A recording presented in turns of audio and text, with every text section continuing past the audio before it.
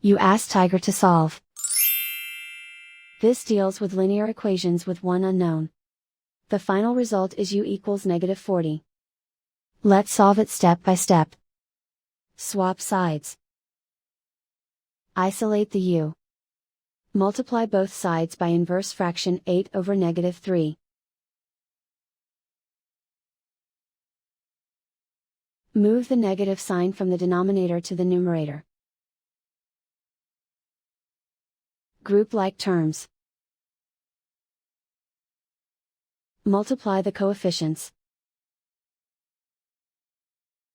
Simplify the arithmetic.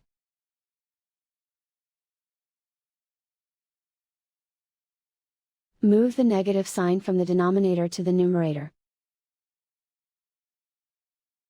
Multiply the fractions. Simplify the arithmetic. And so the final result is u equals -40.